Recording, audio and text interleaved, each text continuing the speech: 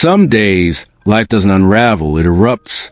Not in one dramatic explosion, but in a quiet, relentless way. A phone buzzer with demands you're too tired to meet. A decision you have to make before you're mentally ready. A moment where you look around and think, wasn't I supposed to have more control than this? It's strange, isn't it? You can be capable, disciplined, responsible, and still feel overwhelmed by a single unexpected shift in your world. Calm becomes something you chase, not something you carry. But here's the truth no one says out loud. You don't stay calm because life cooperates.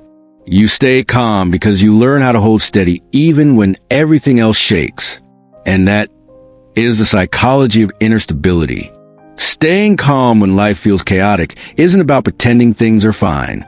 It's about understanding what your mind does under pressure and working with it instead of fighting it. When your brain senses uncertainty, it activates what psychologists call an alarm state.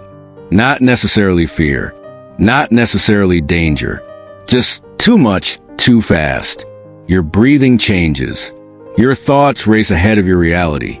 Your mind tries to predict everything at once, hoping control will come from mental overdrive. But here's the twist. Your brain isn't trying to stress you out. It's trying to protect you. Chaos signals vulnerability, and your mind responds by scanning for threats, replaying worst-case scenarios, or obsessing over what might happen next. It feels irrational, but it's actually survival logic running on outdated software. This is why calm matters. Calm isn't passivity. It's self-regulation.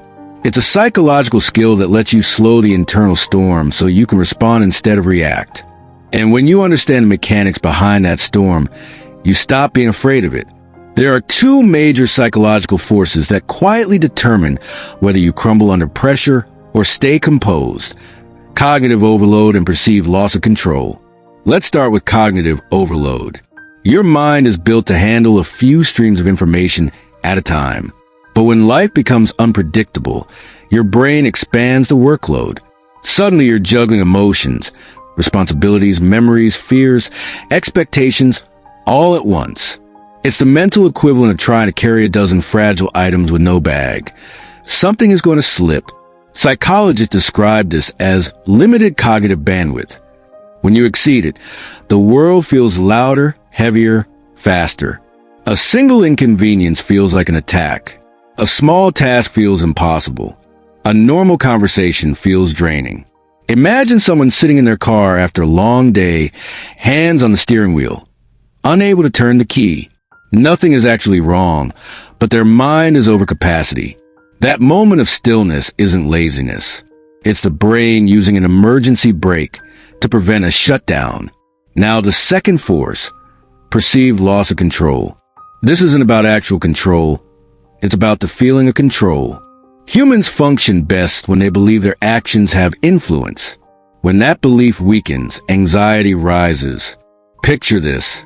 You've been managing life fairly well, then one unexpected event, a bill, an argument, a sudden change of plans, knocks you off balance.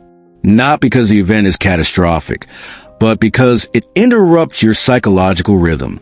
Your brain interprets this interruption as uncertainty. And uncertainty triggers a protective panic, even if nothing is truly at risk. This is why some people appear calm in emergencies, but fall apart over small disruptions. The issue isn't the size of the problem. It's the collapse of predictability. And here's the part most people never realize. Calm people don't avoid chaos. They reinterpret it.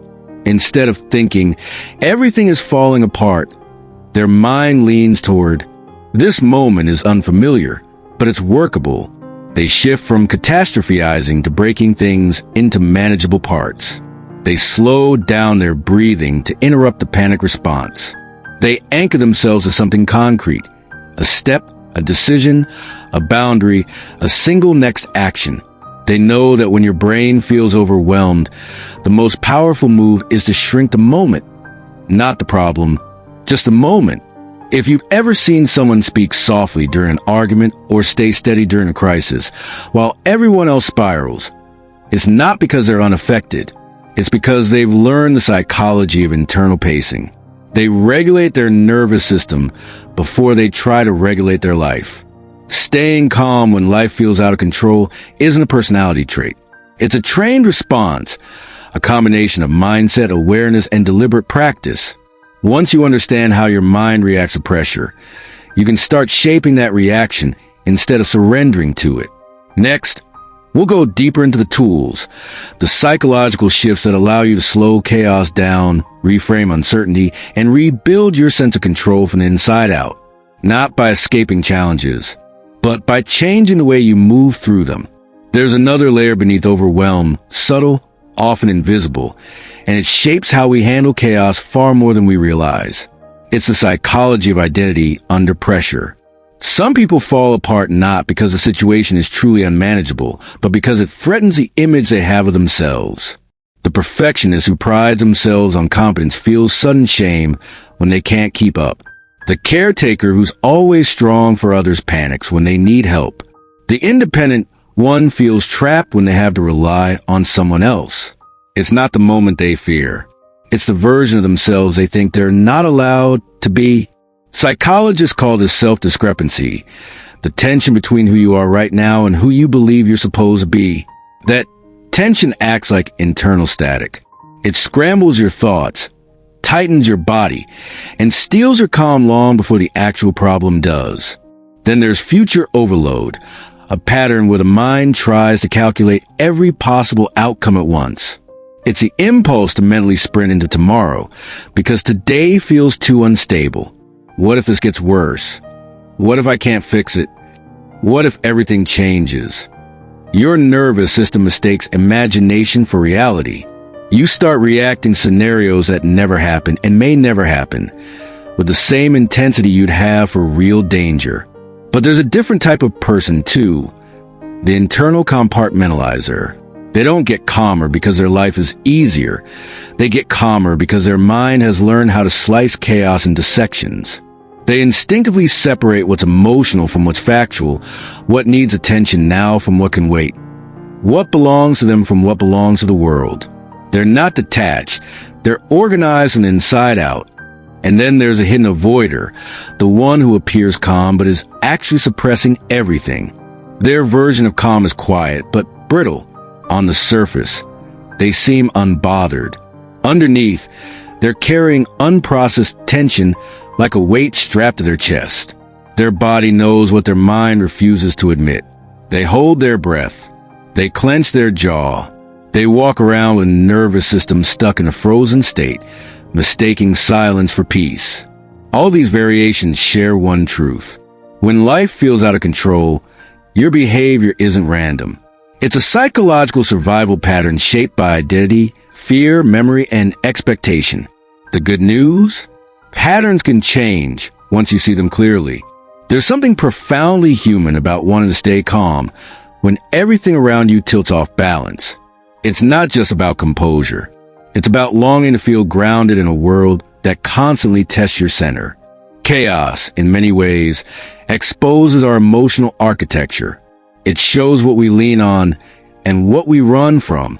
It reveals the part of ourselves we've been avoiding, the wounds we've patched but not healed, the beliefs we inherited without questioning. When you're overwhelmed, the noise in your life amplifies the quiet truth within you. Calm isn't simply the absence of stress. Calm is the presence of trust. Trust that you can handle discomfort. Trust that every setback has an expiration date. Trust that your worth isn't measured by how flawlessly you manage life's unpredictability. People often believe calm means staying cold, detached, or unaffected.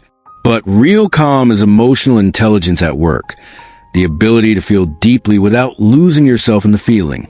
It's knowing that fear can speak, but not lead. That doubt can whisper, but not define you. That uncertainty can visit, but not stay. And when you begin to understand this, something shifts. You start meeting chaos with curiosity instead of panic. You start recognizing overwhelm as a signal, not a verdict. You start hearing your inner voice again, the one that gets drowned out when life gets loud. That voice is your anchor. And every time you listen to it, you become a little steadier, a little stronger, a little more willing to believe that calm is something you can create even when you can't control the world around you. As you move through your own storms, big or small, pay attention to how you respond, not with judgment, but with awareness. Do you rush into the future? Do you overthink? Do you shut down? Do you try to control everything at once? Do you pretend you're fine because you're afraid to look weak? Or are you learning to pause before reacting? Are you learning to take ownership of the moment instead of the whole world? Are you learning to breathe through uncertainty instead of fighting it? Both versions exist in you. One drains your power, the other rebuilds it. So the question becomes, which one are you and which one are you becoming? If this resonated with you, consider joining the channel. There's a whole community here learning how to grow through the chaos, not just survive it. And remember this final truth. Calm isn't something you wait for. Calm is something you choose, one thought, one breath, one moment at a time.